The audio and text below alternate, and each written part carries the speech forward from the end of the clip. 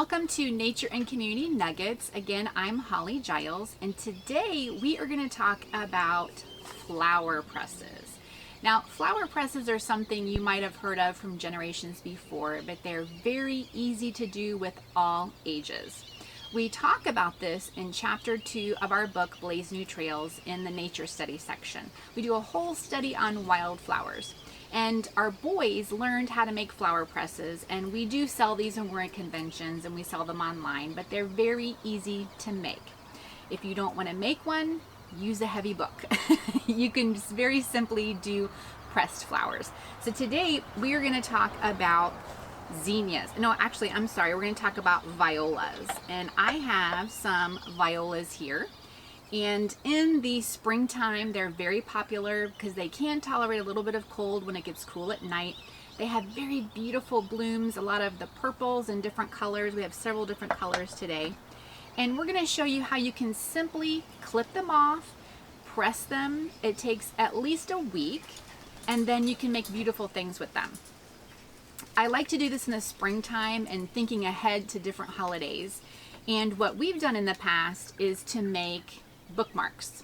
So I'm going to show you how to make a bookmark today with your pressed violas or pansies, which is very easy. You can see how beautiful and vibrant the colors turn out to be. So when you're pressing flowers, you want to make sure you choose flowers that have a little bit of color. If you're going to press white, it's going to kind of turn yellow and not look very good. But you can go out and pick wildflowers. So this was a wildflower that we picked at a park, and it's got a lot of color left on it. Nice, beautiful, bright color. When you do a flower, what you want to do is clip it really close to the back of the stem, very close. And then what you're going to do is take your paper, and if you're going to use a book, I would use paper with your book, okay, because we don't want to get any stain on your book. And we're going to press it flat, and you're going to make sure that your petals aren't folded over. You're going to press it nice and flat, and then you're going to take your another piece of paper and put it on top, okay? Now, if you're using a press, you're going to have pieces of cardboard. So you're going to put that in between your cardboard, just like that. Okay, and you're going to press it flat. When you're using a flower press, what makes the press is actually your pieces of wood with the screws. Okay, so you're screwing it down, giving it a really nice flat surface to dry. So a big heavy book is going to do the same thing. So maybe you want to use 2 pieces of paper. You can use construction paper. The manila color or white construction paper will do good. It will absorb any liquid that's in the flowers, and do it in between 2 heavy hardback books, and that ought to work just fine. So now once we're done pressing our flowers, you want to be very careful when you peel them off. It's going to take at least a week. You can check them if you still need more time. You can go back and check it. But be very careful, because sometimes the petals can be very delicate and break apart. But the good thing is if you're going to make something like a bookmark, you can glue it right back into place. So that won't be a problem. Okay? So that is how you use a flower press. There's lots of flower presses on the market.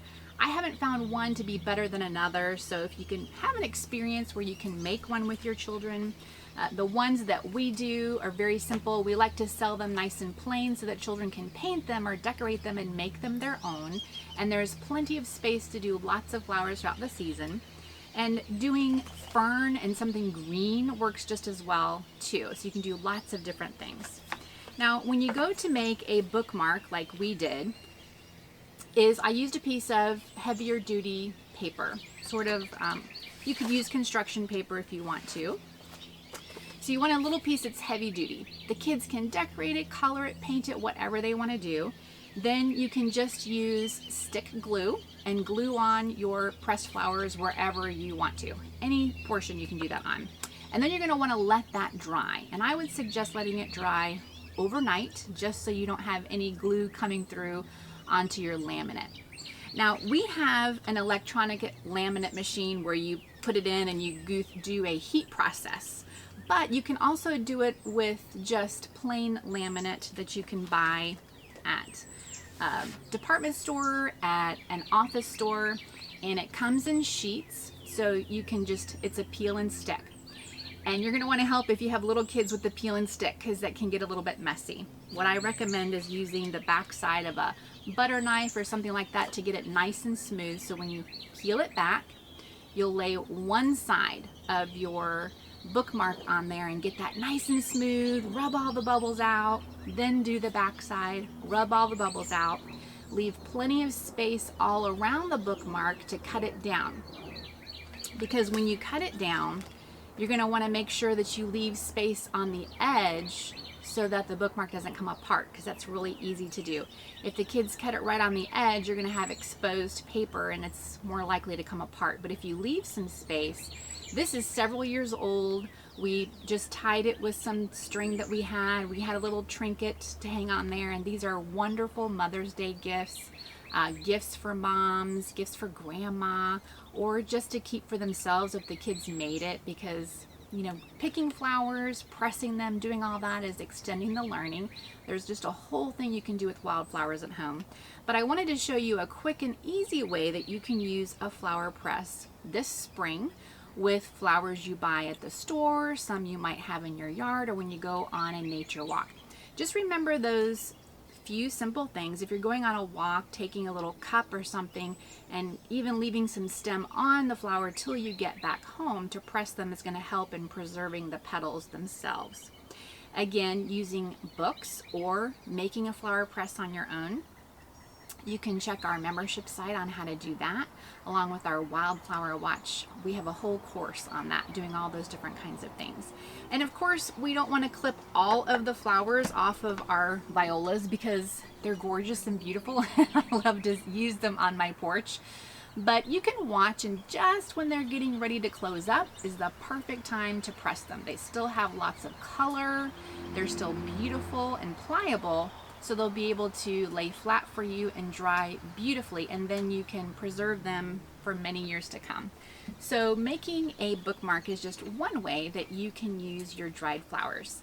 Thanks for joining me this week on this Nature and Community Nugget, and we'll see you next week.